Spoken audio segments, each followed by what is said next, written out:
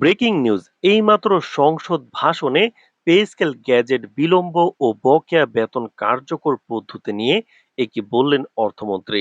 নবম পে স্কেলের আজকের গুরুত্বপূর্ণ নিউজটি শেষ পর্যন্ত দেখুন এবং শুরুতেই এই চ্যানেলটি সাবস্ক্রাইব করে রাখুন নবম পে স্কেলের সকল নিউজ সবার আগে পেতে। জাতীয় সংসদে এক জরুরি ভাষণ প্রদানকালে পে স্কেলের গ্যাজেট প্রকাশে বিলম্ব এবং বকেয়া বেতন কার্যকর করার নির্দিষ্ট পদ্ধতি নিয়ে সরকারের অবস্থান পরিষ্কার করেছেন অর্থমন্ত্রী। সরকারি চাকরিজীবী ও সর্বস্তরের মানুষের দীর্ঘদিনের প্রতীক্ষা ও আলোচনার মধ্যে অর্থমন্ত্রীর এই বক্তব্য অর্থনীতি ও প্রশাসনিক অঙ্গনে নতুন আলোচনার জন্ম দিয়েছে। তিনি জানান যে গ্যাজেট প্রকাশে বিলম্ব কোনো প্রশাসনিক অবহেলা নয়, বরং জাতীয় বাজেটের আর্থিক ভারসাম্য রক্ষা এবং প্রতিটি খাতের নিখুঁত হিসাব সমন্বয়ের স্বার্থেই এই কিছুটা সময় বাড়তি লাগছে। পে স্কেলের মতো একটি সংবেদনশীল ও স্পর্শকাতর বিষয় বাস্তবায়ন করতে গিয়ে যাতে কোনো ধরনের আইনি বা হিসাব সংক্রান্ত জটিলতা তৈরি না হয় সে বিষয়ে অর্থ মন্ত্রণালয় চরম সতর্কতার সাথে কাজ করে যাচ্ছে বলে তিনি উল্লেখ করেন। সরকারি চাকরিজীবী ও সর্বস্তরের মানুষের দীর্ঘদিনের প্রতীক্ষা ও আলোচনার অবসান ঘটিয়ে অর্থমন্ত্রী জানিয়েছেন যে নতুন পে স্কেলের গ্যাজেট আগামী 15 আগস্ট আনুষ্ঠানিকভাবে প্রকাশ করা হবে এবং সেপ্টেম্বর মাস থেকে এটি সারা দেশে পূর্ণাঙ্গভাবে কার্যকর ও বাস্তবায়ন করা হবে। বক্তব্যের এক পর্যায়ে অর্থমন্ত্রী বকেয়া বেতন ও ভাতা কার্যকরের সুনির্দিষ্ট পদ্ধতি নিয়ে বিস্তারিত আলোকপাত করেন।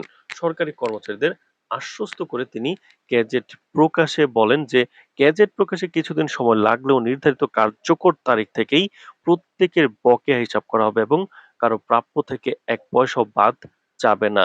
তবে একসাথে পুরো বকেয়া অর্থ বাজারে চলে এলে তা সার্বিক মূল্যস্ফীতি ও বাজার দরের উপর সাময়িক চাপ সৃষ্টি করতে পারে। এই অর্থনৈতিক ঝুঁকি বিবেচনা নিয়ে বকেয়া অর্থ ধাপে ধাপে বা কিস্তিতে পরিশোধের একটি সম্ভাব্য রূপরেখা নিয়ে চিন্তা করা হচ্ছে। এই পদক্ষেপে একদিকে যেমন সরকারি চাকরিজীবীদের আর্থিক লাভবান করা সম্ভব হবে, অন্যদিকে দেশের সাধারণ মানুষের উপর দ্রব্যমূল্যের বাড়তি চাপ পড়া প্রতিরোধ করা যাবে বলে তিনি মতামত দেন। তো দর্শক, ভিডিওটির এই মুহূর্ত পর্যন্ত যারা দেখছেন চ্যানেলটি সাবস্ক্রাইব করে রাখুন নবম পে স্কেলের সকল নিউজ সবার আগে পেতে। তো দর্শক, বক্তব্যে অর্থমন্ত্রী নতুন পে স্কেলের আওতায় বেতন, ভাতা, পেনশন এবং সরকারি কর্মচারীদের জন্য রেশনের হার পুনর্নির্ধারণের বিষয়ে ইতিবাচক ও যুগান্তকারী বার্তা প্রদান করেন।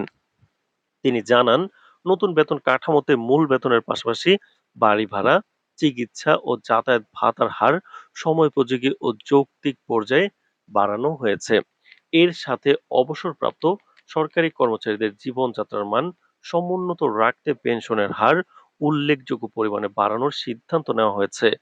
নতুন হিসাব অনুযায়ী 1 থেকে 10ম গ্রেডের কর্মকর্তাদের মূল বেতন বাড়বে 60% এবং ভাতা বাড়বে 30%। অন্যদিকে নিম্ন আয়ের 11 থেকে 20 গ্রেডের কর্মচারীদের ক্ষেত্রে সর্বোচ্চ অগ্রাধিকার দিয়ে বেতন বাড়ানো হচ্ছে 135% এবং ভাতা বাড়ানো হচ্ছে 50% হারে। পাশাপাশি অবসরে যাওয়া কর্মচারীদের জন্য পেনশন সুবিধা 100% বৃদ্ধির প্রস্তাব পাশ হয়েছে। রেশনের ক্ষেত্রে বৈপ্লবিক পরিবর্তন এনে প্রতি মাসে দেওয়া হবে 60 কেজি চাল, 10 লিটার সয়াবিন তেল, 5 কেজি ডাল, 2 কেজি চিনি এবং 15 কেজি আটা। ঈদ ও অন্যান্য ধর্মীয় উৎসবের মাসে এই খাদ্য সামগ্রীর পরিমাণ আরো বাড়িয়ে দেওয়ার পরিকল্পনা নেওয়া হয়েছে। তো দর্শক, বক্তব্যে অর্থমন্ত্রী দেশের বর্তমান অর্থনৈতিক স্থায়িত্ব ও রাজস্ব আদায়ের ইতিবাচক চিত্র তুলে ধরে জানিয়েছেন। তো দর্শক, ভিডিওটির এই মুহূর্ত পর্যন্ত যারা দেখছেন চ্যানেলটি সাবস্ক্রাইব করে ভিডিওটি কন্টিনিউ করুন নবম পে স্কেলের সকল নিউজ সবার আগে পেতে। অর্থমন্ত্রী জানিয়েছেন, নতুন পে স্কেল বাস্তবায়নে প্রয়োজনীয় আর্থিক সংস্থান ইতিমধ্যে অর্জিত হয়েছে।